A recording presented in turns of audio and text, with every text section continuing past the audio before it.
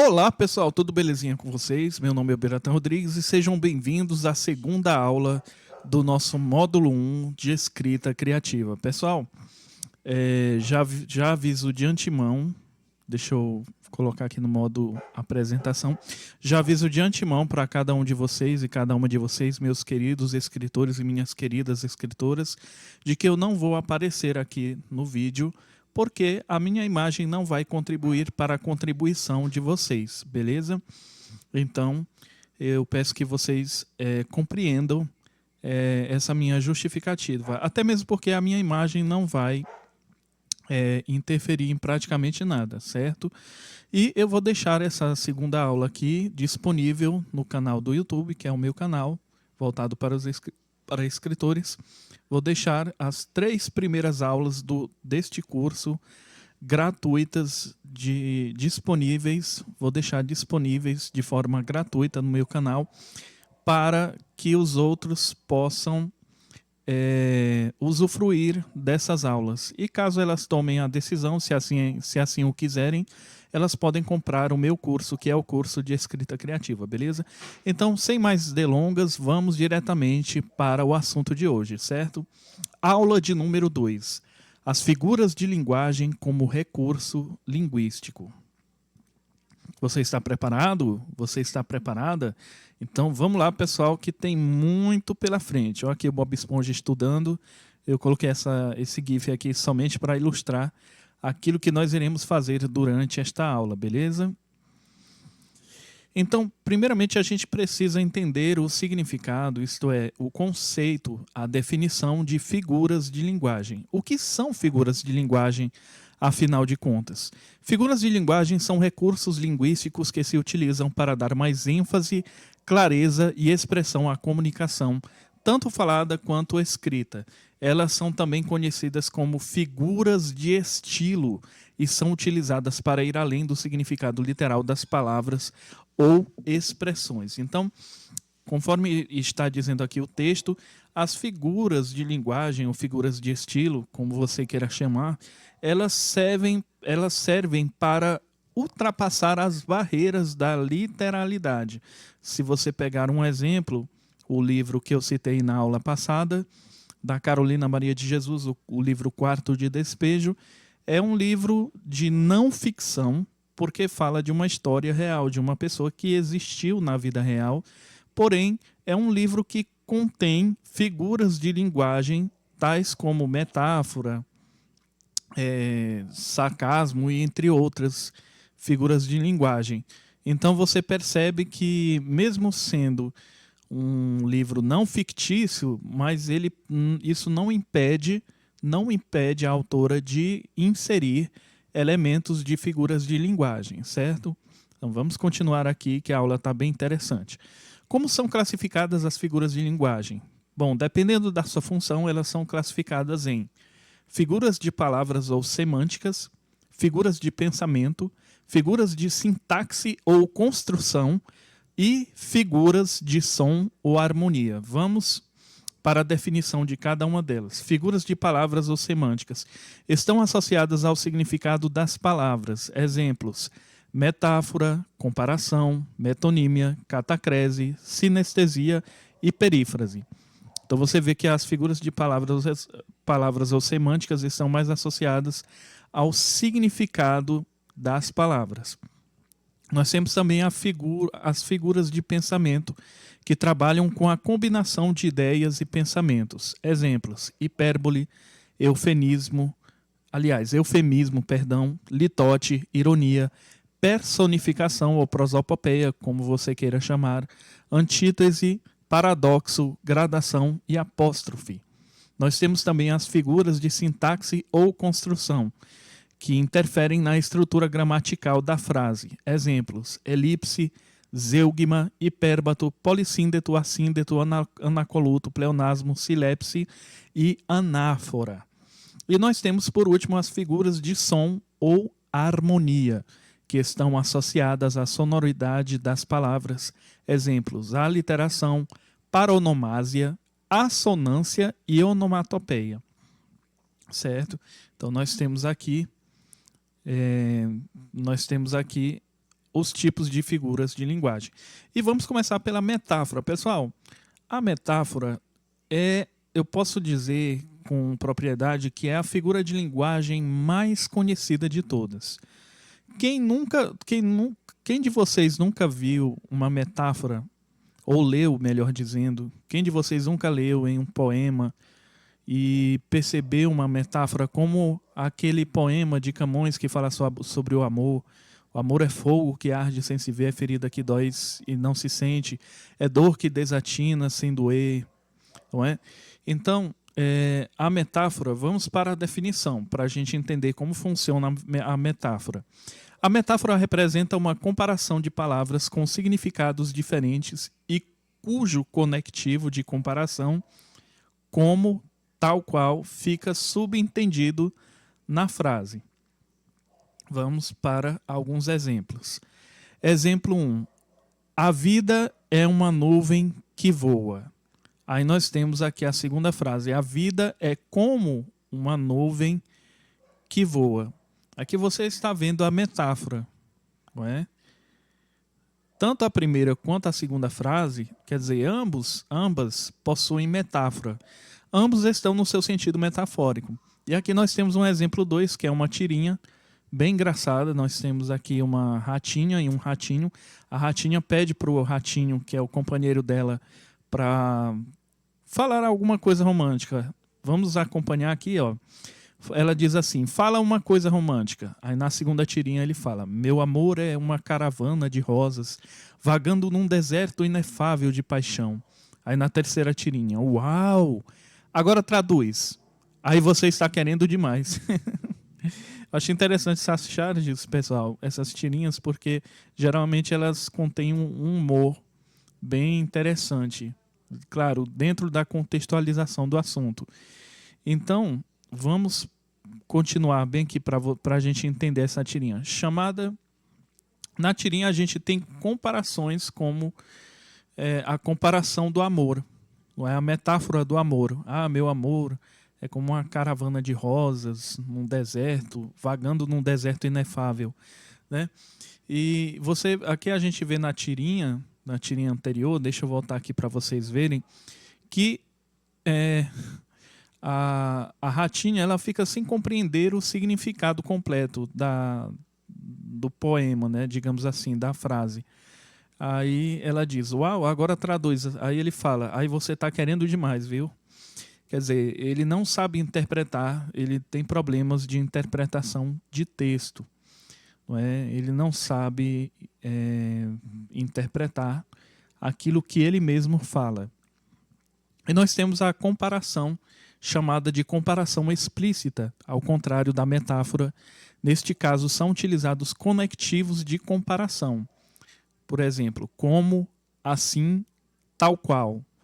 Esses conectivos são utilizados de forma explícita, ou seja, de forma escancarada, vamos dizer assim, na linguagem mais popular, de forma que todos possam perceber. São usados esses conectivos para fazer essa comparação, essa medição, essa medida, não é? Esse 2 pesos e 2 medidas. Vamos para um exemplo aqui, usando a linguagem dele. Como assim usando a linguagem dele? Nós sabemos que a mulher, e aqui não tem nada a ver com o discurso de machismo, feminismo, eu estou me referindo à questão da linguagem, de como o cérebro da mulher funciona e como o cérebro do homem funciona. Aqui você vê na primeira tirinha que ela fala assim: acorda, Armando, você não sabe que o amor é como uma flor? Se não for regada e bem cuidada, ela murcha e morre. Aí ele: hã? Ele ficou sem entender, né? Aí ela fala: o amor é como o motor do carro, Armando. Se não trocar o óleo e não cuidar da mecânica, uma hora ele não funciona mais. Aí ele fala: ah, entendi. Então você vê que na primeira tirinha ela usa uma linguagem poética, não é? Geralmente o amor é comparado a flores, enfim, é comparado a coisas que possuem beleza, né? O amor ele nunca é comparado a coisas que são esteticamente feias ou que têm uma conotação negativa, não é? E já que a flor é uma uma coisa tão bonita assim, o amor é constantemente comparado de forma analógica a uma flor. E como ele não entende, ela se utiliza de uma linguagem que ele entende, que é a linguagem dos carros, não é? Como se todo homem fosse obsessivo, perdão, como se todo homem tivesse uma obsessão por carros, por motores, né? Ela utiliza uma linguagem majoritariamente, digamos assim, masculina, para fazer com que ele compreenda o que é o amor. Aí tem a explicação aqui embaixo. Ó. Na tirinha acima, o amor é comparado a uma flor e a um motor. Neste caso, foi utilizado o conectivo como. O amor é como uma flor e o amor é como o motor do carro. Viu só?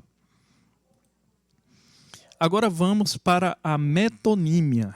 A metonímia é a transposição de significados considerando a parte pelo todo, o autor pela obra, o continente pelo conteúdo, etc. Então nós vemos que é uma substituição ou transferência de significados. E às vezes isso não significa que essas três características vão estar presentes na mesma oração ou na mesma frase. Às vezes você só vai encontrar uma metonímia que contém a parte pelo todo, ou uma frase que contém o autor pela obra, ou então uma frase que contenha o continente pelo conteúdo, certo? Vamos para os exemplos. Ó, costumava ler Shakespeare. Aqui tem um sujeito oculto. Não sei se você manja um pouquinho de português, mas aqui tem um sujeito oculto que é a primeira pessoa do singular. Eu costumava ler Shakespeare. Aí tem como se fosse uma paráfrase, né? Como se fosse uma reformulação da mesma frase. Eu costumava ler as obras de Shakespeare. É igual você, essa coisa de autor pela obra, é igual você falar assim, eu costumava escutar Michael Jackson. Não, você não ouvia Michael Jackson, você ouvia as músicas do Michael Jackson, não é? Eu escutava Legião Urbana. Eu escutava Renato Russo. Você não escutava Renato Russo, você escutava as músicas da banda Legião Urbana. Então é aí onde a gente consegue identificar a obra pelo autor. Vamos aqui para o segundo exemplo, que tem dois rapazes conversando. Se eu não me engano, um deles é o Chico Bento, da turma da Mônica, e tem um rapaz que ele é mais, digamos assim, ele tem um visual mais social, né? Mais moderno, vamos dizer assim. Ele fala assim, meu pai tem 800 cabeças de gado. E o seu? Ele pergunta, né? Aí o Chico Bento responde, o meu pai só tem um boi, mas ele está inteirinho. Quer dizer, houve um erro de interpretação. Ele não compreendeu a pergunta, ele não entendeu a frase dele aqui. E vamos aqui entender. Na tirinha acima, uma parte, cabeças de gado, tem o significado do todo. Aqui no caso é a parte pelo todo. Tá entendendo? Uma cabeça de gado. Né? Existem outros exemplos, mas eu vou poupar aqui o tempo, porque senão a aula vai ficar muito grande para vocês.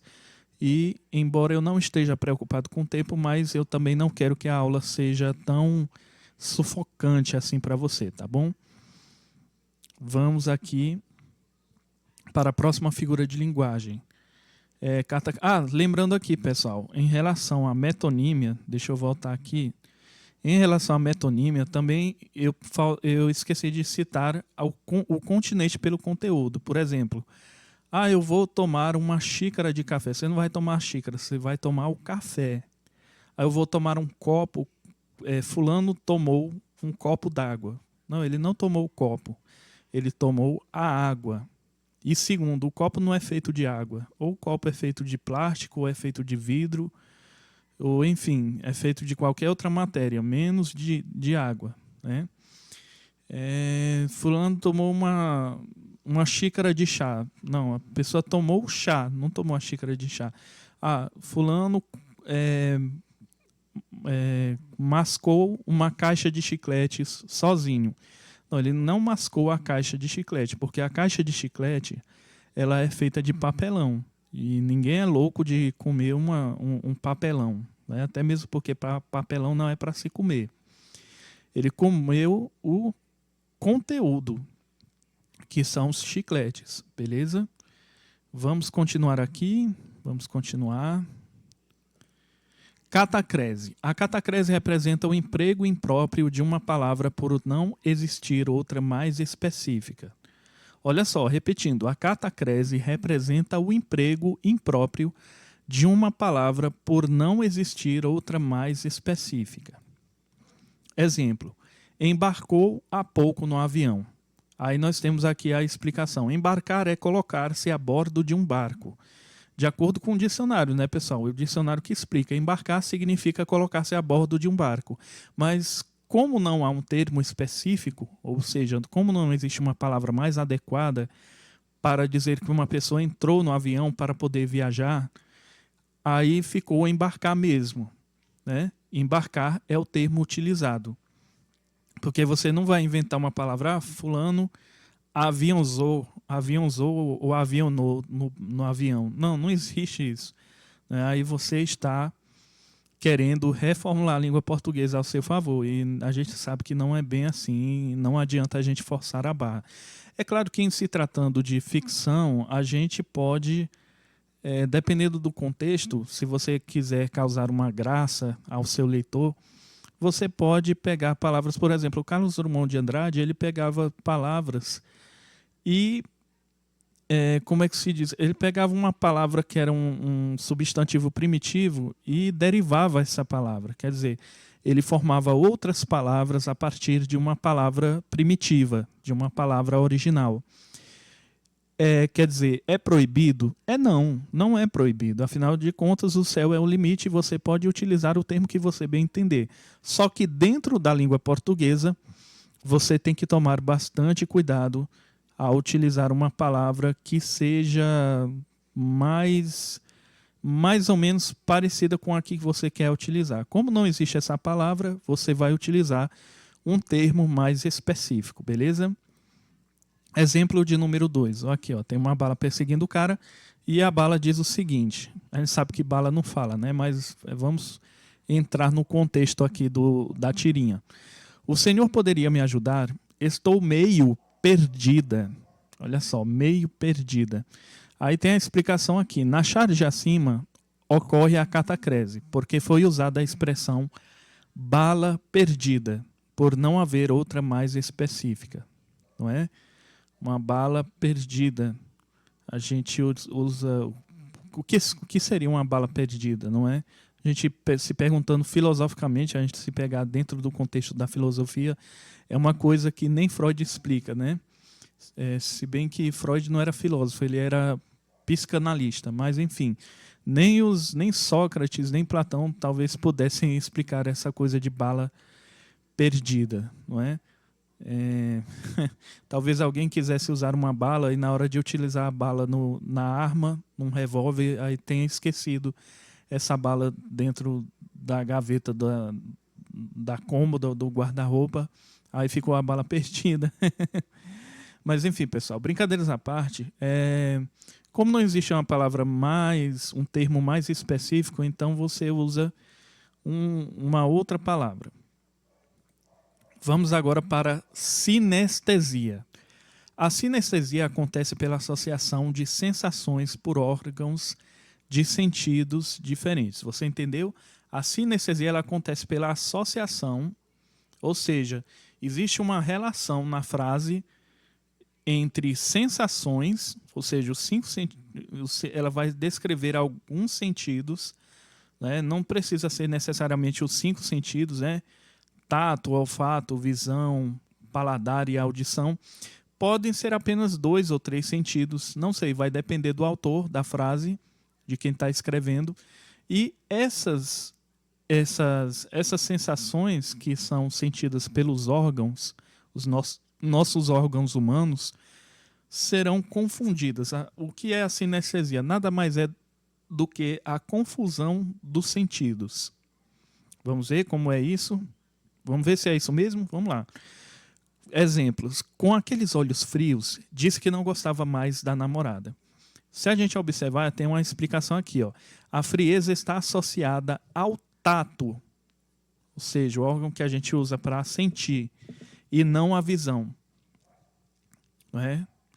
Então, tá aí a explicação. Vamos para o segundo exemplo. Eu vou tentar ler aqui, porque esse tá meio, digamos assim, tá meio borrado aqui os diálogos, mas eu vou tentar ler, vou me esforçar para ler aqui para vocês. Nós temos aqui um cachorro conversando com um elefante.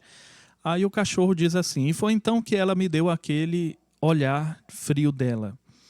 Aí o elefante diz: nossa, quanto tempo que eu não ouvi alguém usar uma sinestesia. Aí o cachorro, cabisbaixo, continua: não tinha nada a ver com sino, não. Era puro desprezo mesmo. Aí o leão, o elefante, perdão, olhou para ele assim. Aí ele concluiu que, aliás, parecia demais com esse olhar que você me deu agora.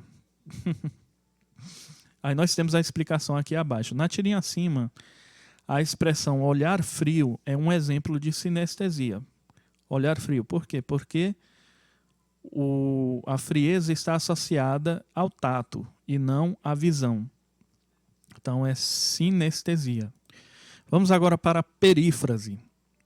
A perífrase. Gente, me desculpem aqui se eu estiver explicando rápido demais, é porque eu não vou falar bem devagarzinho, assim, porque senão vou tomar o tempo de vocês, e tempo, vocês sabem, né? Time is money, tempo é dinheiro, tempo é ouro, e tempo é escasso hoje em dia. A gente precisa muito de poupar o tempo da gente para poder fazer outras coisas.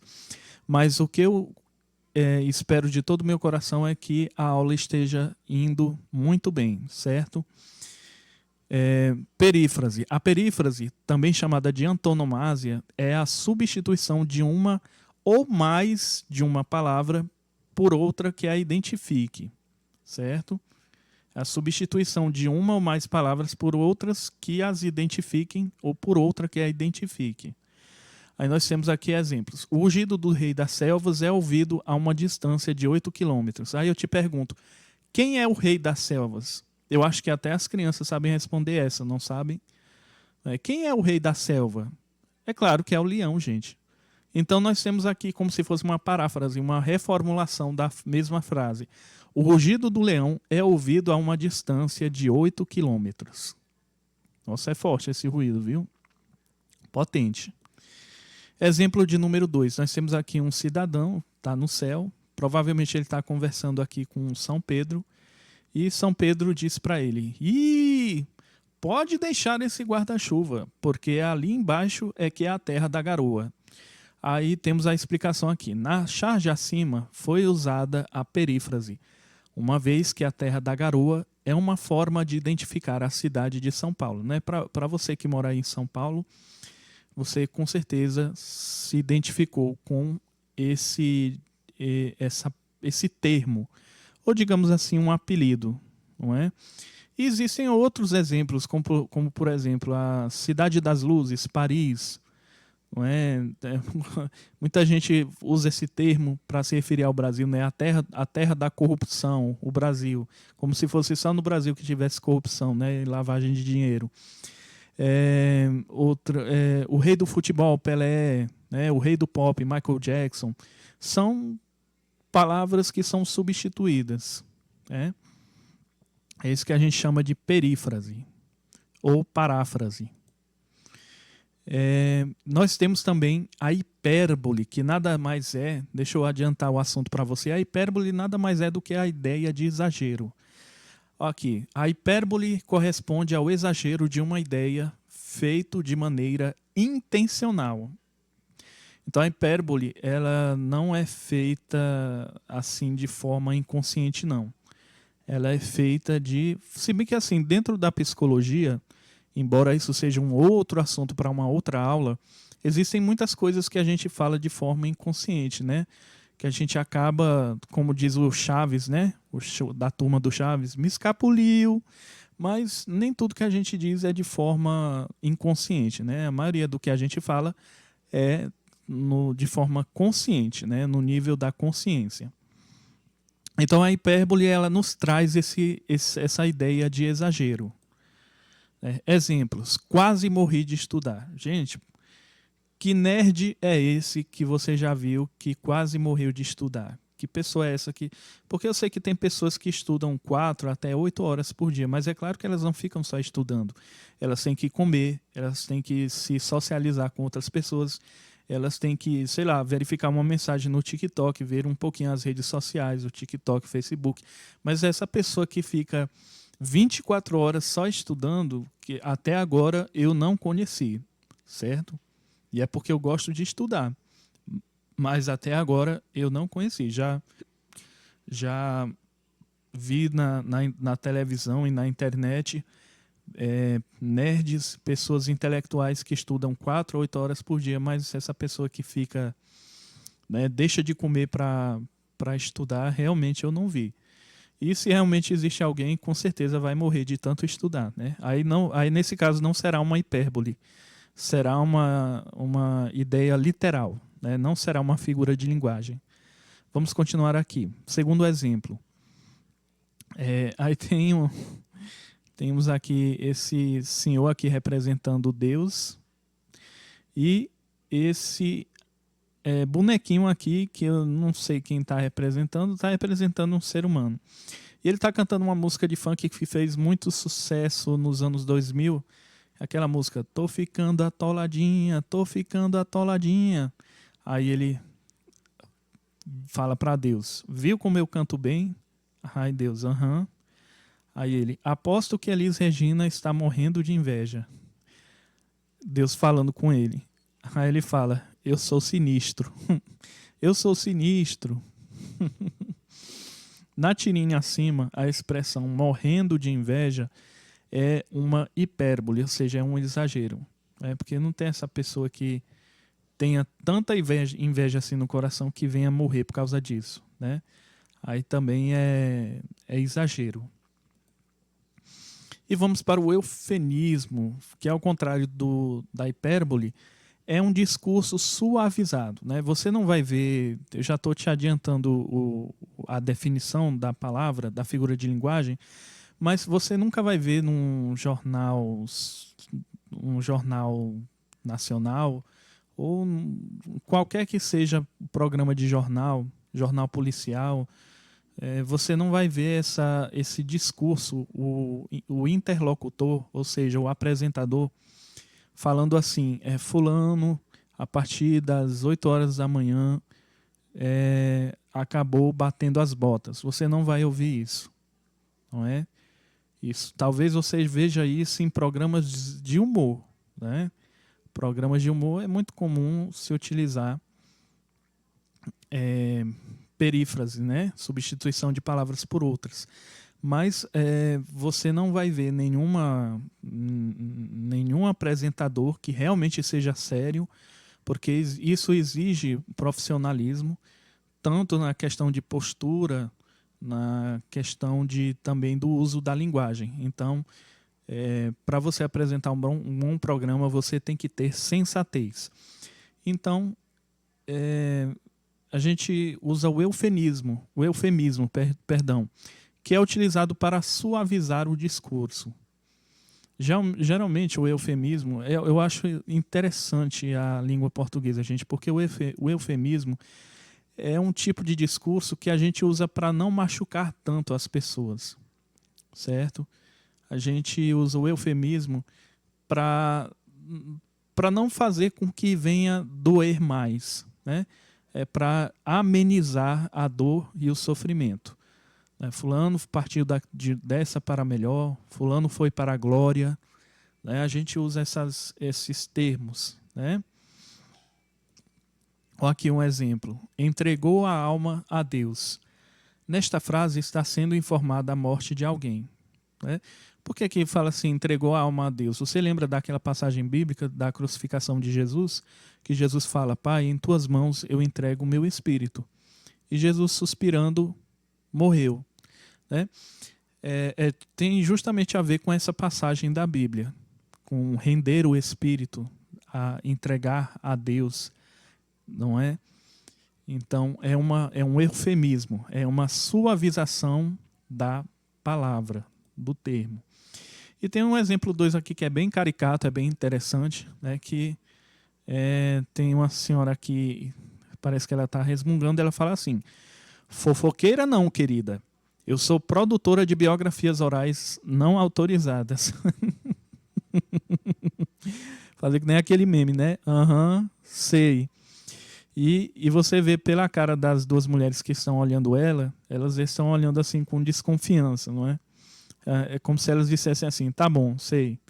Aí tem a explicação aqui. Na charge acima, produtora de biografias orais não autorizadas, foi uma forma delicada de dizer que a mulher é, na verdade, uma fofoqueira. É uma fofoqueira. Pronto. Existe essa coisa de produtora de biografias orais não autorizadas. É interessante, gente, a língua portuguesa. E nós temos o litote. O litote representa uma forma de suavizar uma ideia. Neste sentido, assemelha-se ao eufemismo, bem como é a oposição da hipérbole. E nós temos aqui exemplos. Não é que sejam más... Aqui quando se usa travessão, geralmente é para descrever, citar o pensamento de algum personagem, certo? Caso você não saiba. Tem aqui: não é que sejam más companhias, disse o filho à mãe. Aí nós temos aqui a explicação. Pelo discurso, percebemos que apesar de as suas companhias não serem más, também não são boas. Não é? É aquele meio termo, né? Não é mal, mas também não é uma boa companhia. Né? E nós temos segundo exemplo aqui. Nerdzinho, o que você acha do meu desenho? Aí ele fala: acho que você deveria aperfeiçoar esta técnica. Aí nós temos aqui embaixo, traduzindo: meu, tenta desenhar melhor. Ó, na tirinha acima, nota-se o uso do litote por meio da expressão: acho que você deveria aperfeiçoar essa técnica. É o que eu estou falando para vocês, pessoal. A gente se utiliza desses termos e olha só que, na realidade, quem é que não utiliza esses termos? A gente sempre utiliza desses termos a todo momento para não machucar as pessoas, porque a gente quer preservar a nossa imagem e ao mesmo tempo a gente não quer perder Ibope, a gente não quer perder vantagens, sejam essas vantagens materiais ou vantagens, enfim, espirituais, quaisquer que sejam as vantagens no nosso mundo físico. A gente não quer perder vantagem, então a gente acaba utilizando o eufemismo e o litote para poder se expressar, não é? É uma forma, é uma linguagem maquiada, né? A gente passa uma maquiada, a gente passa aquele batonzinho básico e aquele pó de arroz para maquiar a linguagem. E nós temos a ironia, que é uma situação controversa, ou seja, é um contrário daquilo que se afirma. Geralmente a ironia é usada para dar ênfase ao discurso, mas quando se trata de, por exemplo, de comédia, livros de comédia, cenas engraçadas, geralmente a ironia ela é utilizada apenas para fazer o leitor sorrir, não é? Então, a ironia nem sempre ela é usada como uma crítica construtiva ou como uma crítica social. Fique você sabendo disso, viu? Que a ironia ela pode ter vários significados. É claro, ironia, dentro da figura de linguagem, ironia sempre vai possuir o mesmo significado, que é o contrário daquilo que se afirma. Só que, na literatura, em se tratando de literatura, você pode criar morais da história, né? A moral da história pode ser diferente. Você utilizando a ironia em diversas situações. Vai depender do contexto. Por isso que eu digo, veja a cena que você está construindo como escritor e tenha cuidado para realmente, se você quer fazer somente o seu leitor sorrir, ou se você quer realmente fazer uma crítica social, uma crítica ácida, né? Aquela crítica pesada mesmo, que a gente chama os mais críticos, Veja bem. Ó, exemplo. É tão inteligente que não acerta nada. É claro, se fosse inteligente, acertava alguma coisa, mas aqui está dizendo uma situação oposta. Primeiro, é tão inteligente, aí continua, que não acerta nada. Como é que pode ser tão inteligente e não acertar nada? Tinha que acertar pelo menos alguma coisa, não é? Então nós temos aqui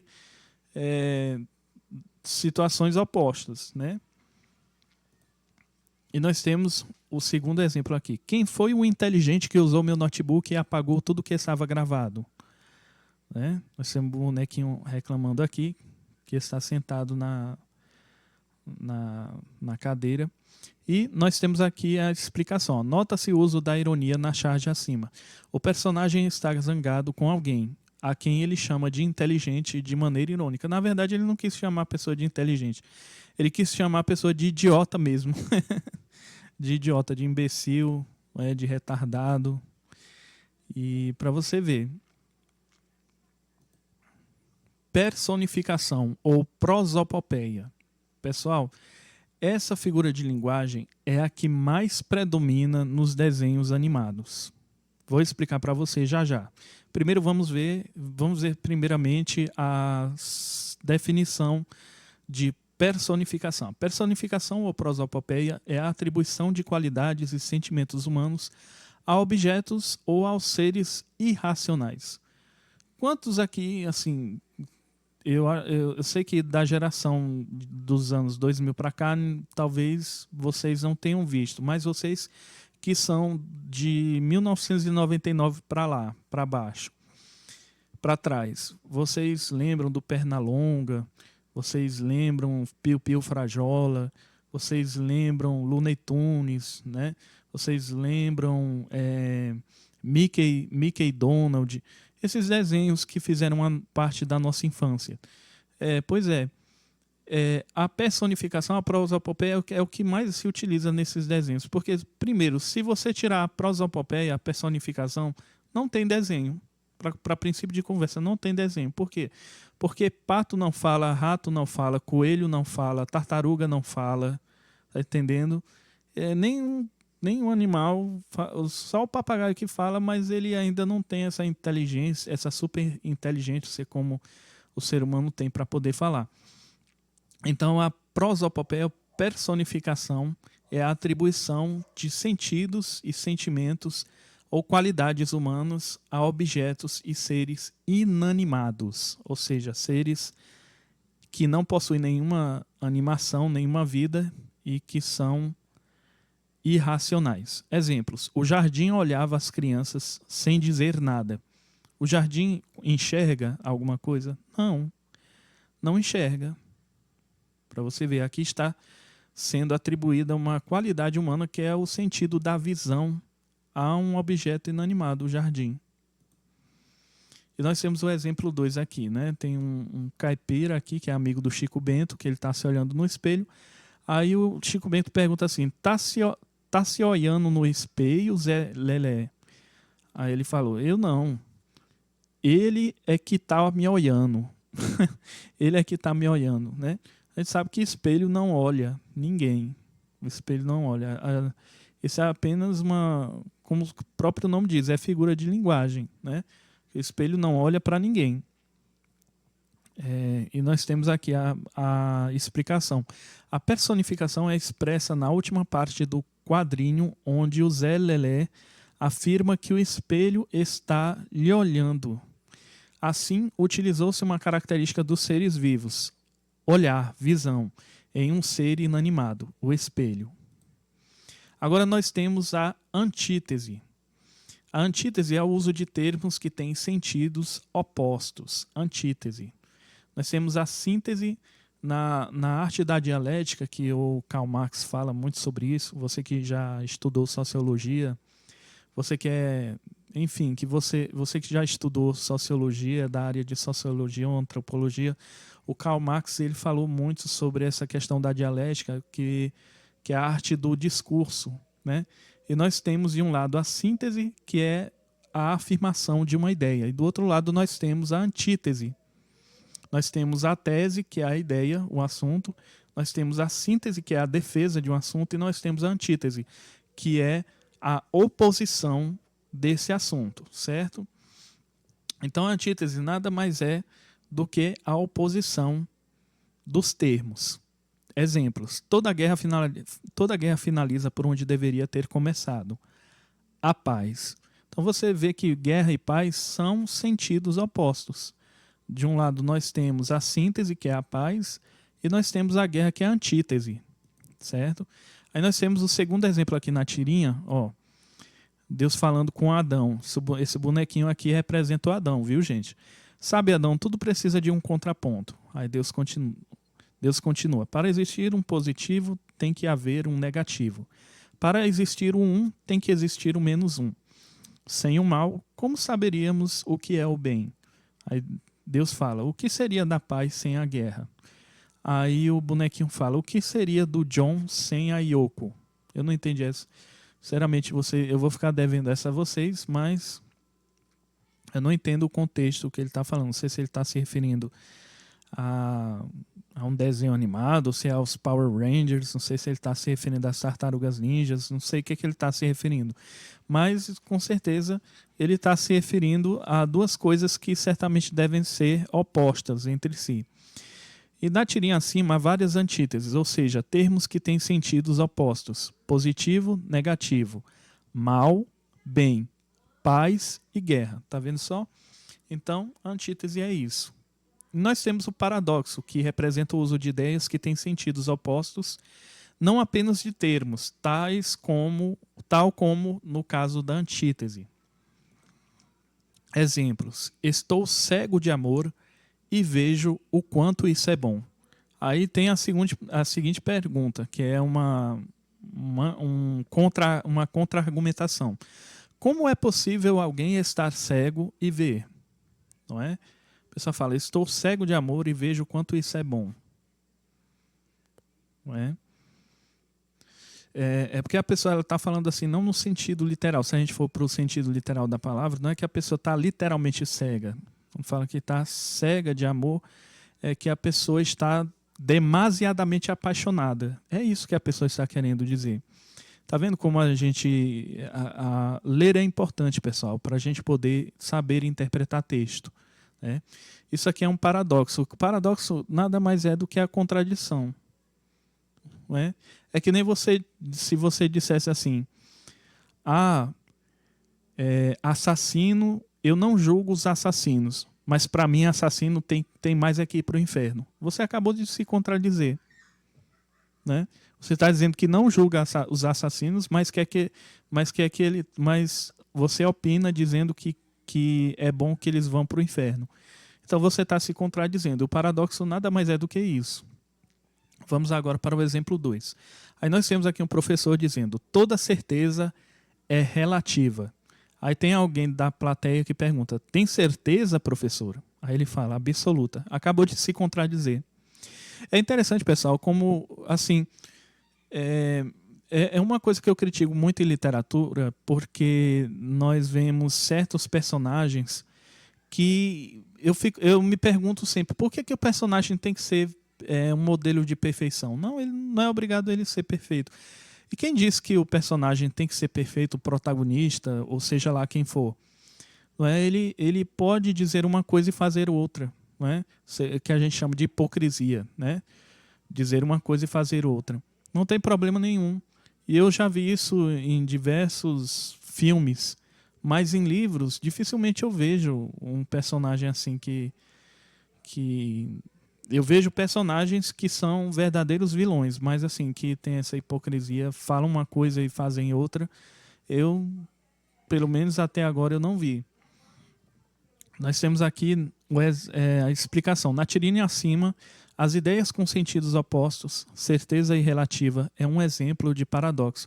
O que eu estou querendo dizer é isso, pessoal, porque por que o personagem tem sempre que ter a razão? Tudo que o personagem fala é como se tudo que o personagem dissesse o leitor tivesse que aprovar. Não é assim também não, gente.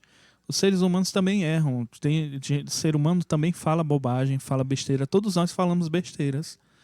E isso, não é que isso tenha que ser suportado, que isso tenha que ser tolerado. mas é para o leitor sentir que realmente ele está diante de um universo que, embora seja fictício, mas que é um universo bem aproximado da realidade, entendeu? Nós temos a gradação. A gradação é a apresentação de ideias que progridem de forma crescente. Clímax ou decrescente, anticlímax. Então, a gradação é a apresentação de ideias que elas vão para cima ou para baixo, ou seja, é que nem a montanha-russa, uma hora está em cima, outra hora está embaixo. Então, elas seguem de forma linear para cima, de forma crescente, e para baixo, de forma decrescente. Vamos ver aqui o exemplo. Exemplos. Inicialmente, calma. Depois, apenas controlada. Até o ponto de total nervosismo. Aí nós temos a explicação aqui. Neste exemplo, acompanhamos a progressão da tranquilidade até o nervosismo. Ou seja, o personagem ele vai perdendo a calma aos poucos. É o que aconteceu comigo hoje. Hoje eu estava fazendo a gravação, pessoal, abrindo parênteses aqui, se vocês me permitem, para compartilhar. Eu estava fazendo a gravação, a primeira gravação aqui para ver se dava certo dessa aula aqui de número 2. E teve um momento que me interromperam e eu fiquei puto da vida, entende? Mas depois passou a raiva e eu entendi que não foi de forma intencional, né? Se fosse intencional, eu ficaria mais puto da vida. Mas como foi de maneira não intencional, então eu entendi e voltei à razão, não é? Voltei à razão. Sei que a pessoa não fez isso por maldade. E graças a Deus estamos aqui apresentando essa aula maravilhosa para vocês. Exemplo de número 2. Aí nós temos aqui duas amiguinhas conversando, né? Vamos ler aqui os diálogos. Só lembro que a cegonha me trouxe... Só lembro que a cegonha que me trouxe decolou de Orly às 17h22. Ou seja, às 5h22 da tarde. Hora de Paris, é claro. Depois, fizemos uma escala em Dakar, outra no Rio, onde trocaram uma pena que não estava boa. E finalmente ela me deixou aqui. Mas não me lembrei de perguntar para que ela me trouxe.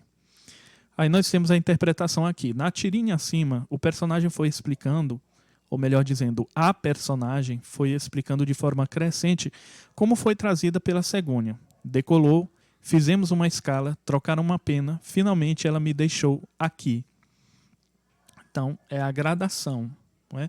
Isso é muito utilizado, por exemplo, na verdade isso é utilizado em todos os gêneros, romance, suspense, thriller, comédia, mas eu percebo muito, por exemplo, que é utilizado essa figura de linguagem, a gradação, em livros de suspense de terror, porque é como se fosse aquele efeito sonoro do jump scare. Não sei se vocês sabem o que é o jump scare. Jump significa pulo e scare significa susto. Então é o pulo do susto, não é? É aquele momento em que está tudo calmo, tudo na santa paz de Deus, aí de repente, pá! Né? Aí você se assusta, né? O seu coração começa a palpitar, a acelerar, e você percebe que aquilo ali foi uma pegadinha do próprio filme, para fazer você ficar mais tenso. Isso a maioria dos filmes de terror e de suspense tem. Agora vamos para o apóstrofe. A apóstrofe, aliás, o apóstrofe não, a apóstrofe, essa figura de linguagem. A apóstrofe é a interpelação feita com ênfase, certo? É a interpelação feita com ênfase. Vamos ver. Exemplos. Ó céus, é preciso chover mais? Exemplo de número 2. Vamos ver aqui. Olha, um recado do Nietzsche. Rapazinho falando para Deus. Olha, um recado do Nietzsche. Não sei se vocês vão manjar da história, mas porque Nietzsche dizia que Deus estava morto. Aí ele fala, ai meu Deus, ele vai me matar. O que eu faço? É o fim. Aí o bonequinho, espera aí. Li errado. Que alívio. Deus, é para você. Aí na tirinha aqui, ó, na tirinha acima, notamos a ênfase no segundo quadrinho. Ai meu Deus, ele vai me matar. O que eu faço? É o fim. Então é uma interpelação. É quando você está seguindo um discurso linear E de repente acontece uma coisa inusitada e você fala, eita, né? Você solta um palavrão ou fala alguma coisa, eita nós, né? Ou você fala lá ele, alguma coisa assim, alguma coisa do tipo. Você está interpelando, né, o discurso.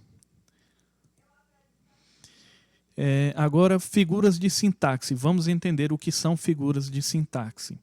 As figuras de sintaxe são usadas para tornar os textos mais bonitos ou expressivos através da construção gramatical das frases e orações. Nós temos a elipse. A elipse é a omissão de uma palavra que se identifica de forma fácil. Omissão, pessoal, é quando não se faz aquilo que se devia fazer. Por exemplo, aqui, ó. Tomara você me entenda. Né? Você percebe que existe uma, se eu não me engano, que é preposição, que você percebe que falta uma preposição depois do pronome você.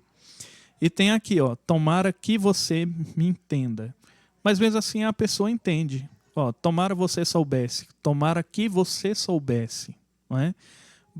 A frase fica compreendida, o recado é dado do mesmo jeito, só que como diz, a língua portuguesa, em certos casos, ela pede um pouco mais de formalidade. Né? Nós temos aqui o exemplo de número 2, a mulher do H, aqui desse quadrinho que fez muito sucesso na época. Ela fala assim, primeiro ele começou a beliscar entre as refeições. Aí ela continua. Depois a comer sanduíches entre as refeições. Agora ele come refeições entre as refeições. Aí nós temos aqui a explicação. Na segunda imagem do quadrinho, notamos o uso da elipse. Depois ele começou a comer sanduíches entre as refeições. Esse, o que está entre parênteses, ele começou, é o que deveria estar em todos os diálogos. Né? Porque ela fala que primeiro ele começou a beliscar entre as refeições. Aí ela, depois a comer. Ela deveria ter colocado, depois ele começou a comer sanduíches entre as refeições. Agora ele come refeições entre as refeições. Então, você percebe que existe uma omissão. A elipse nada mais é do que a omissão. Aquilo que está faltando, pronto. É aquilo que está faltando numa frase. Nós temos o zeugma. Aliás, a zeugma. Né? A zeugma é a omissão de uma palavra pelo fato de ela já ter sido usada antes. Vamos lá para os exemplos. Fiz a introdução. Ele, a conclusão. Quando, na verdade a gente entende essa frase, só que seria melhor se ficasse assim, ó. Fiz a introdução, ele fez a conclusão. No caso, o verbo fazer deveria estar aqui, depois do pronome. Ele fez a conclusão. Ó, eu fiz a introdução. Você nota automaticamente que existe um sujeito oculto aqui. Eu, primeiro pronome, primeira pessoa do singular. E tem aqui, ele, a conclusão. No caso, ele fez a conclusão. Né? E nós temos aqui uma tirinha daqueles ratinhos que a gente tinha visto no começo da aula. E é o exemplo 2, que diz assim, você é um colírio para os meus olhos. Né? Ele está cantando a namorada dele. Você é um colírio para os meus olhos. A ela, um descongestionante nasal para meu nariz. Um antiácido para meu estômago. Aí ela, tem gente que não sabe quando parar. É porque aí ele estava se utilizando de... ele está se utilizando de, digamos assim, uma metáfora bem exagerada. Digamos assim, uma metáfora no sentido ridículo da expressão. E a zeugma é utilizada, aqui a interpretação da tirinha. A zeugma é utilizada na segunda e terceira parte dos quadrinhos. Você é o que estava faltando, né? Você é um colírio para os meus olhos. Você é um descongestionante nasal para o meu nariz. Você é um antiácido para o meu estômago. É o pronome que estava faltando à frase, né? Mas isso quer dizer que perdeu o sentido? Não perdeu o sentido de maneira alguma. Mas é como eu falei para você. Quanto mais específico ficar no seu livro, na sua obra que você está escrevendo, melhor ainda para você e para o seu leitor. Agora vamos para o hipérbato. O hipérbato é a alteração da ordem direta da oração. O que é a oração? Vamos lá. Quando eu falo oração, não vou fazer piada aqui com questão de religião, não, porque eu não gosto de fazer essas coisas. A oração não é só essa questão de falar com Deus ou falar com uma divindade. Na língua portuguesa, a oração é toda frase que possui um verbo, certo? Se a frase não possui um verbo, não é uma oração, certo? Agora que você compreendeu, vamos para os exemplos. Olha, primeiro exemplo aqui. São como uns anjos os seus alunos. Aí nós temos aqui a substituição das orações com o mesmo significado, o mesmo sentido. Os seus alunos são como uns anjos. Outro exemplo aqui, ó, a letra do hino nacional é um exemplo de hipérbato.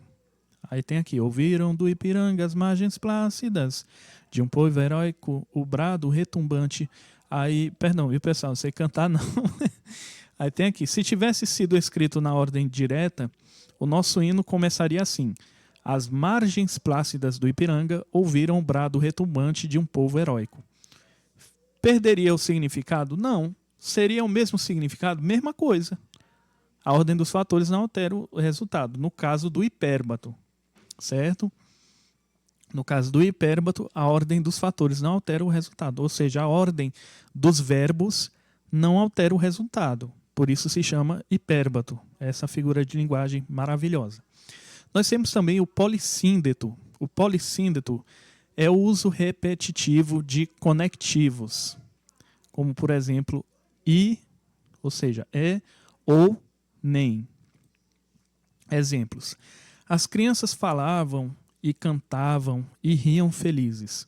Você poderia acrescentar esse conectivo quantas vezes você quisesse. As crianças falavam e cantavam e riam e pulavam e brigavam e saltavam e corriam e caíam e dormiam, certo? Sempre com conectivo é. Certo? Segundo exemplo, nós temos aqui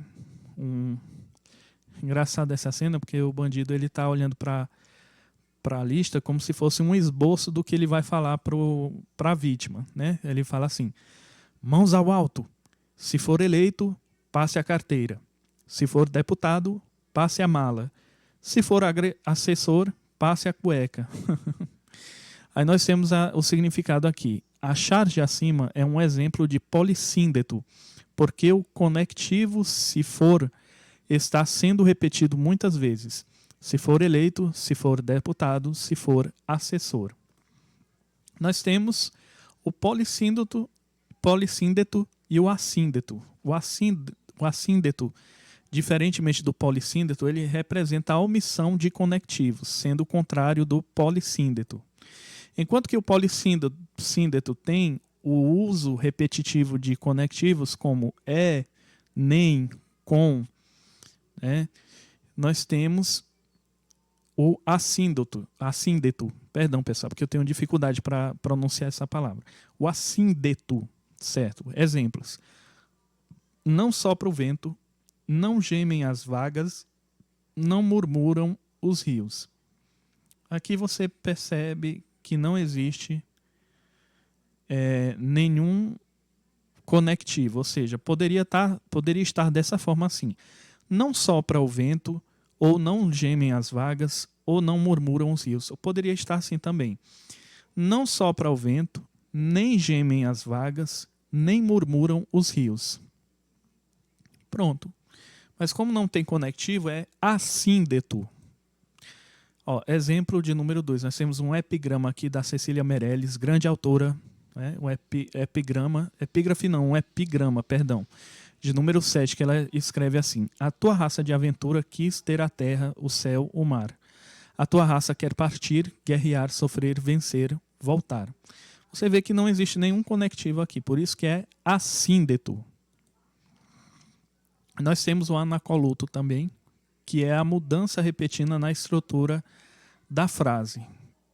Exemplos.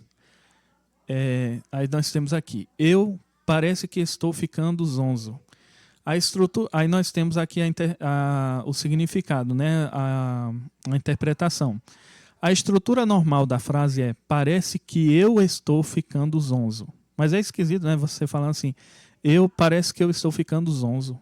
Né? Fica assim fora perde, tá sem estrutura. Né? E vamos lá.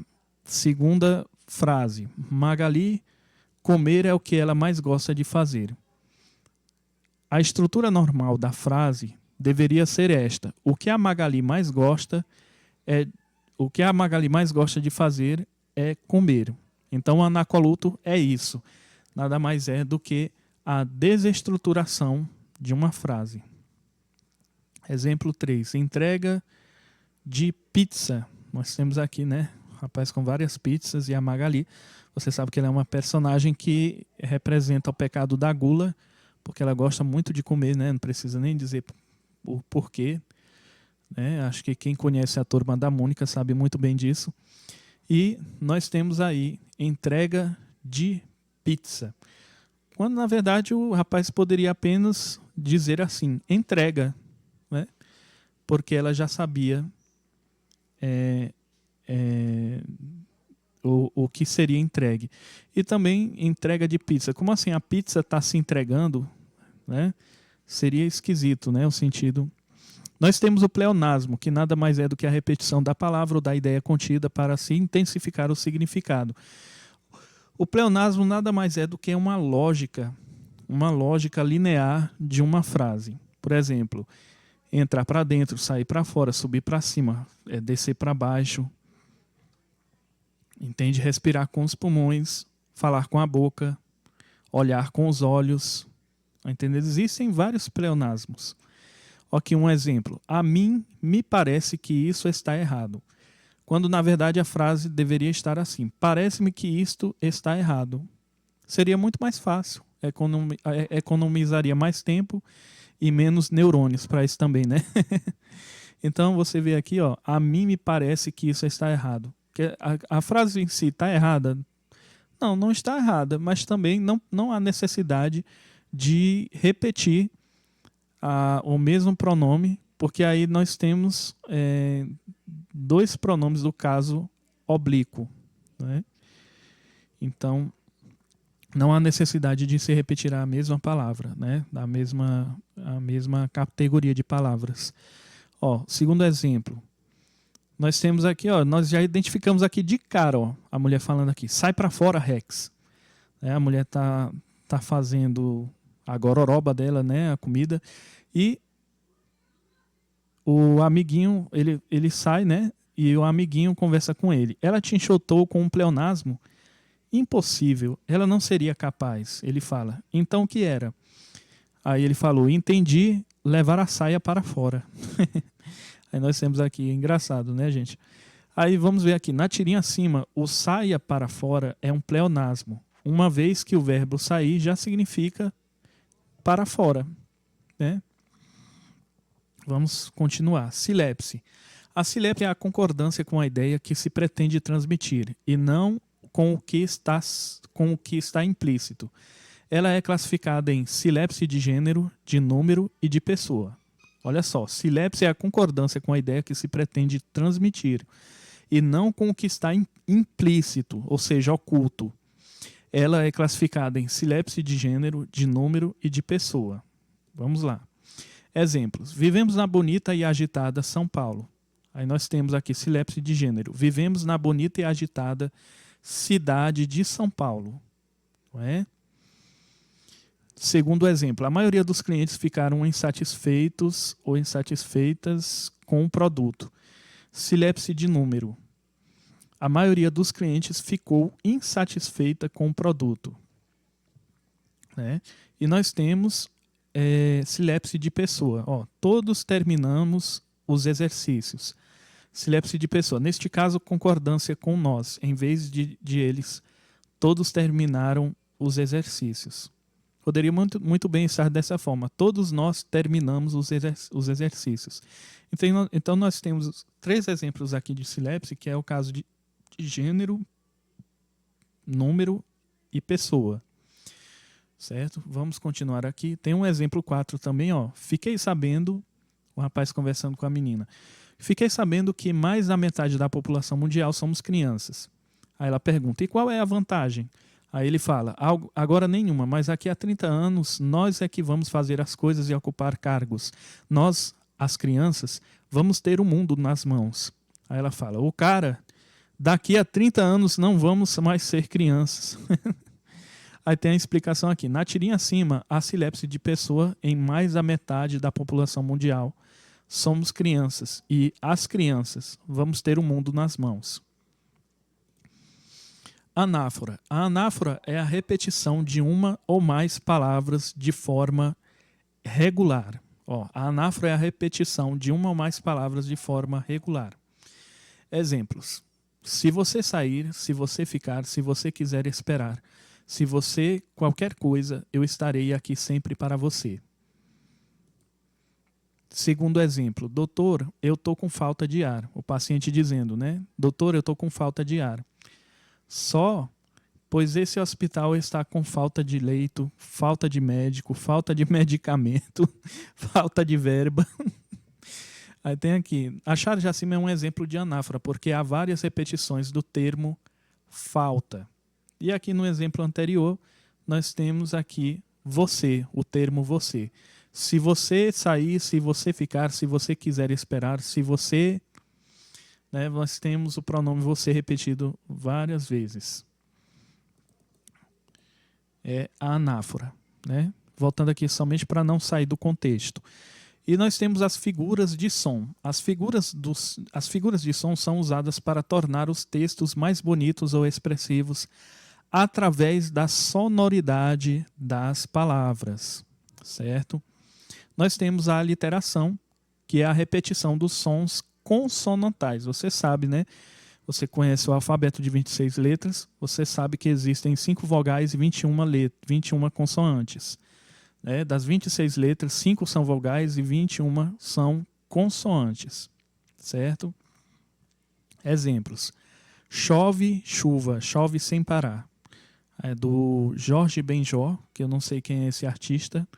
No caso, a gente tem a repetição aí das consoantes CH, né? Chove, chuva, chove, sem parar.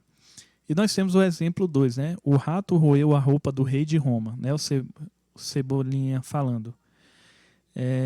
Aí o Cascão, se eu não me engano aqui é o Cascão, gente. Me perdoa que eu não conheço muito os personagens da Turma da Mônica, não. Nada contra. Aí o Cascão fala assim, Cebolinha, você aprendeu a falar. Aí aqui, o rato roeu a roupa do rei de Roma. Aí o Cebolinha, claro.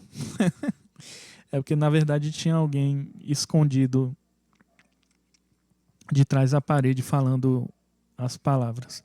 Aí tem aqui, na tirinha acima ocorre a literação, porque a letra R é repetida muitas vezes em o rato roeu a roupa do rei de Roma. Né? No caso aqui é o caso de aliteração, a repetição de consoantes. Nós temos a paronomásia, que é a repetição de palavras cujos sons são parecidos. Né? Ó, exemplo, o cavaleiro, muito cavalheiro, conquistou a donzela. Aí nós temos aqui cavaleiro, homem que anda a cavalo. E a palavra cavalheiro, que é o homem gentil, cortês, educado. Né? São duas palavras com escritas parecidas, escritas similares e pronúncias semelhantes. Aí nós temos aqui o exemplo 2. O jogador fala assim, perdi o pênalti por causa da grama. Aí tem o político. Perdi o escrúpulo por causa da grana. Aí nós temos aqui. A charge acima contém paronomásia, porque foram usados termos que possuem sons parecidos. Grama e grana. A única diferença é que grama tem M e grana é com N. Né? E são sons parecidos na escrita e também na fala. E nós temos a assonância. O que o vago incógnito desejo do ser eu mesmo de ser me deu. A assonância, pessoal, eu esqueci de colocar aqui o significado, mas a assonância é a repetição de vogais, né? É a repetição de vogais, certo? E nós temos aqui o exemplo. O que o vago e o incógnito desejo do ser eu mesmo, do meu ser, me deu. Fernando Pessoa. E nós temos aqui o exemplo 2. Vou ver se eu consigo ler aqui para vocês, porque está meio borrado aqui, a tirinha é muito antiga. E vou tentar ler aqui. A menina disse para outra menina: minha mãe amassa. Aí a menina pergunta: amassa só? Sim, amassa só e salga a massa. Aí ela: a massa se amassa na mesa. Aí ela: a massa é sã. Sim, essa massa é sã. Aí ela: o bom de ir para a escola é que a gente pode ter conversas literárias. Aí temos aqui, na tirinha acima, o uso da assonância é expresso pela repetição das vogais a, em, massa, salga e amassa. E nós temos a onomatopeia, certo? A onomatopeia é a inserção, ou seja, é o enxerto, ou seja, inoculação, é quando se coloca palavras no discurso que imitam sons.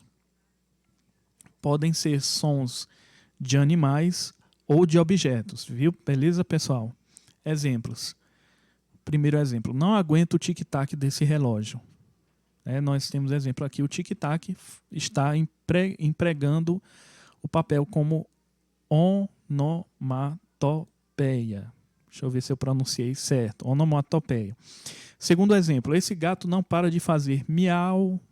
No caso, esse miau aqui é onomatopeia, né? Que é um som que é atribuído a animais. No caso, o tic-tac é um som atribuído a objetos, relógios. E temos o terceiro exemplo. Desde cedo que essa galinha está nesse cocoricó, né? Outro exemplo aqui de onomatopeia. Nós temos aqui o exemplo 4. Bum, bum, bum. No caso é o Cebolinha que está batendo aqui nesse tamborzinho aqui, que eu estou passando aqui o cursor do mouse. Aí o pai do Cebolinha grita com ele, né? Cebolinha, quer parar de fazer barulho? Aí o Cebolinha faz outra onomatopeia, que é o choro. Buá, buá, né? No primeiro e último quadrinho, temos o uso da onomatopeia com bum, bum, bum e buá, buá. O primeiro expressa o som do tambor e o segundo, o choro do Cebolinha. Viu só, pessoal? E nós temos aqui, estamos chegando ao final, pessoal, da nossa aula. Só recapitulando aqui, nós temos personificação, que são qualidades pessoais em objetos ou seres irracionais. Os livros me olhavam e não diziam nada. Nós temos a metonímia, produto pela marca, parte pelo todo. Nós temos exemplos. Preciso comprar bombril para o teto que comprei para viver. Ou seja, você não vai comprar o bombril, você vai comprar palha de aço, né? E o teto, no caso, é a casa, né? A parte pelo todo. Tem o eufemismo, que é suavizar, aquele que é fraco das ideias, ou seja, tonto, burro. Nós temos a hipérbole, que é a ideia de exagero, ou seja, contrário do eufemismo, que é a ideia suavizar. Já li isso milhões de vezes e nunca entendi. Tipo aquela pessoa que fala, eu já li esse livro 1 milhão de vezes e nunca entendi o significado. É uma hipérbole. Nós temos a comparação com conectivos, como, tal, qual. Esta matéria é gostosa como chocolate. É uma comparação.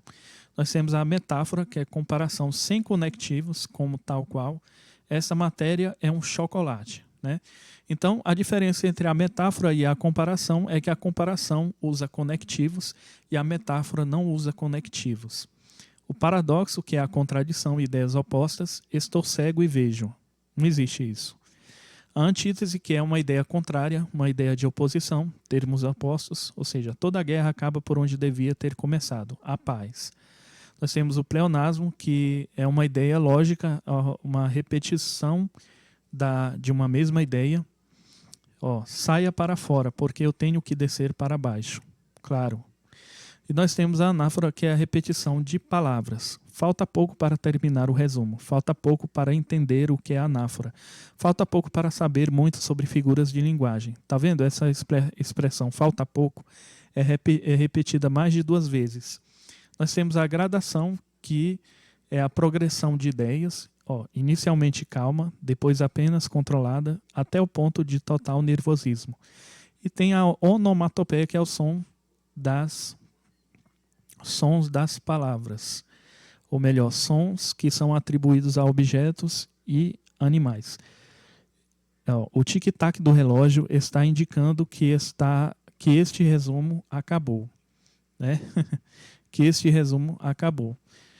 E, de fato, acabou mesmo este resumo. Então, nós vimos aqui as figuras de linguagem, pessoal. Espero que vocês tenham gostado. E vamos aqui para a parada obrigatória. Vamos aqui a algumas perguntas para a gente refletir. Como eu disse, isso aqui é como se fosse uma aula de língua portuguesa para a gente aprimorar os nossos conhecimentos, certo? Bom, a primeira pergunta diz o seguinte: existe alguma figura de linguagem que possa se tornar a mais indicada para a criação do seu livro? Olha, eu como autor, eu não tenho a minha preferida é a metáfora, né? Mas assim, no seu caso, eu não aconselharia você a escolher uma figura de linguagem preferida, não. Se bem que todo autor tem a sua figura de linguagem preferida, mas por que não gostar de todas, ter todas como se fossem preferidas, né? Eu gosto de todas e acabou-se. Porque o meu livro não é feito apenas de metáforas, também, assim como o meu livro não é feito apenas de eufemismos, assim como o meu livro não é feito apenas de onomatopeias, de gradações, de hipérbatos, de hipérboles. O meu livro é feito por várias figuras de linguagem, né? O que nos leva à segunda pergunta: posso usar a mesma figura de linguagem várias vezes no mesmo capítulo? Você pode. Você pode. Agora, isso não quer dizer que vá chamar a atenção do seu leitor. Às vezes pode se tornar uma leitura árdua e cansativa para o seu leitor, não é? Para o seu público. É que nem aquela questão, né, da primeira aula, né? Se eu posso utilizar a mesma estilística, o mesmo estilo literário, eu não recomendaria. Mas se você realmente tem o domínio da escrita, então vá em frente. O que torna o meu texto interessante? O que torna o teu texto interessante, meu caro leitor, meu caro escritor, minha cara escritora, queridos escritores, o que torna o texto de vocês interessante é a originalidade de vocês, é a maneira como vocês escrevem, é o DNA que vocês vão deixar no livro, na obra de vocês. Quem disse que eu preciso utilizar todas as figuras de linguagem para que meu livro seja interessante?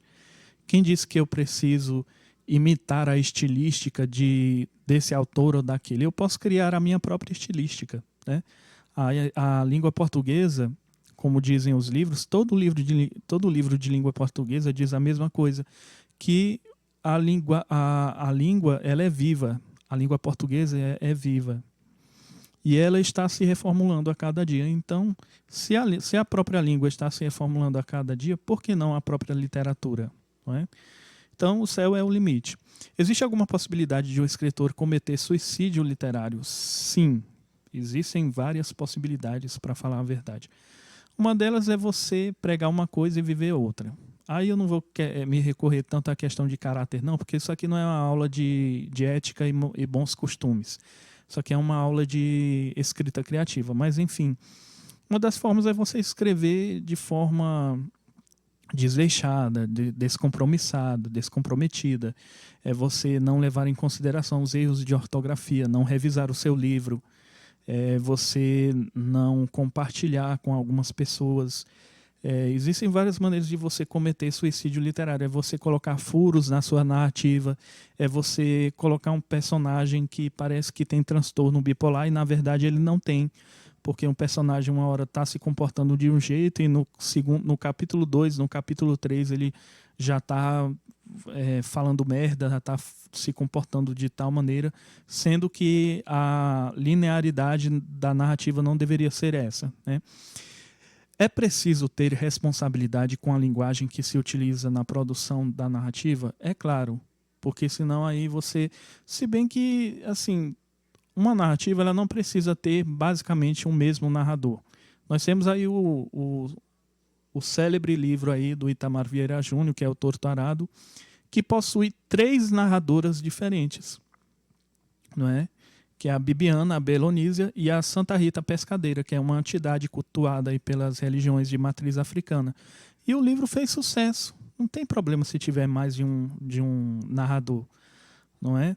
Agora, a responsabilidade com a linguagem é para você não deixar, como se diz, os meios termos, meias palavras, meias expressões, você não deixar claro aquilo que você realmente quer deixar claro. A não ser que você queira ocultar alguma coisa aos olhos do seu leitor, né? Porque também a gente não pode entregar tudo de bandeja aberta, né? E última pergunta, o que devo fazer para não confundir o leitor? Para não confundir o leitor é só você precisa sempre procurar o aperfeiçoamento, certo? Isso é uma regra geral para todos os escritores. A gente tem que buscar um aperfeiçoamento constante e a gente sempre tem a humildade de reconhecer que sempre vai existir outro melhor do que a gente. Para a gente não confundir o leitor, a gente precisa ser tão claro quanto a luz do sol. É claro que eu estou falando de forma comparativa, né? Tanto como ou tanto quanto, né? Tal como a luz do sol. E, assim, é só você escrever. É só você escrever. Eu mostrei na primeira aula, não sei se você acompanhou, mas na primeira aula eu falei sobre a estilística do Monteiro Lobato, que Monteiro Lobato ele não se apegava muito a essa questão de perfeccionismo. Ele simplesmente escrevia uma linguagem totalmente simples, simplificada, e as crianças entendiam, porque o público dele era as crianças. E ele não podia escrever uma coisa que fosse demasiadamente difícil para as crianças, porque a criança ela ainda está no processo de aquisição da linguagem, certo? Para você que é da área de psicologia, da área de pedagogia, a criança ela ainda está no processo de aquisição da linguagem. Então, se você está escrevendo para um público infantil, como é que você quer escrever um livro infantil com palavras parnasianas, né? Palavras difíceis, que só com o auxílio de um dicionário você vai encontrar o significado? Pode ser uma vantagem para a criança procurar o significado, mas ainda não é para a idade dela. Ela precisa crescer um pouco mais. Agora, para o público adulto, você pode... O céu é o limite, como eu falei anteriormente. E é isso. Vamos continuar aqui. Pessoal, algumas dicas valiosas. Planeje o seu livro como se planeja uma viagem. Pessoal, a gente tem que planejar o livro da gente da forma mais minuciosa possível. Tá entendendo? Qualquer erro pode ser considerado crucial para a nossa trajetória como escritor. E eu não me refiro só a erros de ortografia, não. Entendeu? Eu me refiro a tudo, o livro como todo, ISBN, ficha catalográfica, considerações finais, biografia, certo? Eu poderia abrir um parênteses aqui para falar de um assunto no que diz respeito à biografia, perdão, mas eu vou deixar para outro vídeo, certo? Eu não quero ficar arrotando santidade, eu não quero ficar me vangloriando, mas assim, tem muita gente que confunde biografia de autor com biografia de santo, né? Você tem que saber separar as coisas. Você está escrevendo a biografia como a biografia de qualquer outro pecador aqui nessa terra, né? Você não está escrevendo a biografia de São Francisco, de outros santos, né? Da igreja, que foram os pais da igreja, enfim. É necessário você reconhecer. É claro que você também não vai queimar o seu filme, afinal de contas você quer promover a sua obra e não colocá-la por terra. Mas você também tem que ter os pés no chão e reconhecer os seus erros. Lembre-se de que o seu livro pode influenciar pessoas, portanto, procure se superar a cada página. Eu tenho essa filosofia comigo, talvez você não concorde, talvez você concorde, mas o importante é que nós temos a oportunidade e o livre direito à expressão. Eu sempre tenho essa filosofia comigo. Para mim, cada página tem que ser única, tem que ser chamativa, tem que ser interessante. E eu não fico atrelado somente a frasezinha pronta, frases de efeito. Eu me interponho dentro de uma narrativa que realmente seja chamativa, e cativante para o leitor. Terceira dica: procure os furos da narrativa e as incoerências entre os diálogos, pois quanto menos erros houver na sua obra, será melhor para a sua reputação. É o que a gente acabou de dizer, né, pessoal? Tenha cuidado com os erros de ortografia, tenha cuidado na hora de fazer a sua ficha catalográfica, o seu ISBN, tenha cuidado na hora da confecção do seu livro, tenha cuidado na hora da produção do seu livro, porque assim, não tem como a gente se livrar dos haters, né? Do público que odeia a gente, mas a gente deve fazer o máximo ou o mínimo para poder evitar essas coisas, né? Quarta ideia: compartilhe 2 ou 3 capítulos nas suas redes sociais. É sempre bom ter um feedback do público. Então, você pode muito bem compartilhar aí no LinkedIn, ou no Facebook, ou no Instagram, seja lá onde for.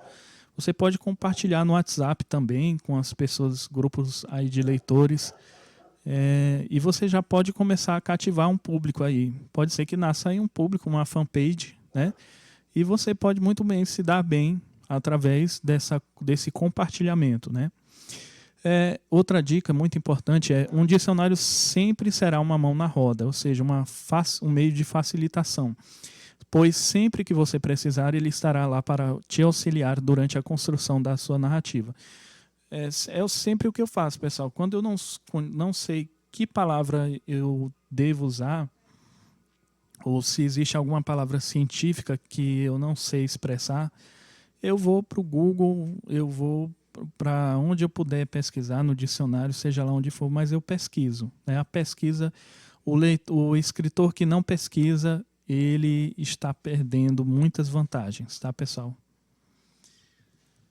Pessoal, e nós temos algumas indicações aqui de livros para melhorar a sua escrita. O primeiro é Para Ler como um Escritor, um guia para quem gosta de livros e para quem quer escrevê-los, acho que é Francine Prozzi. Eu não sei se é assim que se pronuncia. Esse livro eu comecei a ler ele e gostei bastante. Nós temos o livro da Lilian Cardoso também, que é o livro... Deixa eu passar o mouse aqui. O Livro Secreto do Escritor, que está fazendo muito sucesso aí no meio literário, né?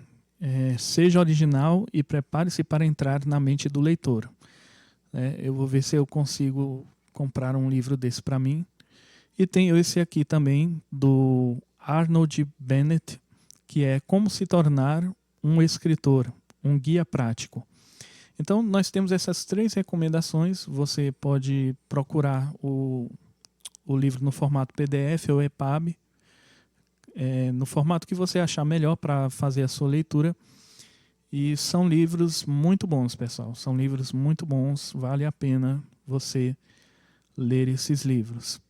E aqui, pessoal, deixa eu aproveitar aqui só um momentinho, espero que vocês tenham gostado da aula, mas antes da gente encerrar por aqui, eu quero pedir a você, com todo carinho, com toda a humildade, que você acesse agora mesmo o nosso site, né? Aqui tem na tela o QR Code do meu site. Lá no meu site eu tenho poemas para compartilhar, frases de minha própria autoria, episódios de podcast e os meus livros, é claro, né? Esqueci de falar na primeira aula. Na aula de número 1, eu tenho os meus livros. Eu tenho 4 livros disponíveis na Google Play Livros e também na Amazon para vender, né? Caso você não consiga entrar pelo QR Code, tem também esse link aqui, que é o link do site, que é a mesma coisa, viu, pessoal? Muito pequeno esse link. Você pode muito bem anotar num pedaço de papel e digitar na barra de URL do seu navegador, beleza? Então visite o meu site, que tem muita coisa para compartilhar, e espero que você goste de todo o coração, beleza, pessoal? Então vamos terminar aqui com uma frase da Simone Beauvoir, acho que ela era francesa. Ela fala assim: o escritor original, enquanto não está morto, é sempre escandaloso. E faz sentido isso aqui. porque o escritor ele se propõe a escrever aquilo que poucos têm coragem de dizer, não é? Aquilo que poucos têm coragem de se expressar. Peguei essa frase do pensador.com e aqui tem a foto dela, né, pessoal? Pessoal, então vamos parar por aqui. Mais uma vez eu agradeço a Deus por essa oportunidade maravilhosa. Vocês, vou deixar disponível essa aula aqui no YouTube.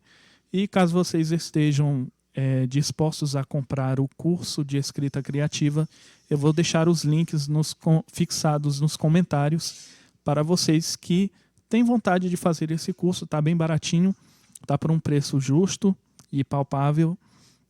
Eu acredito que vai agregar muitos valores na experiência como escritor de vocês, beleza? Então, pessoal, muito obrigado desde já pela sua doce querida companhia. Obrigado e até a próxima, viu, pessoal? Muito obrigado e tchau, tchau.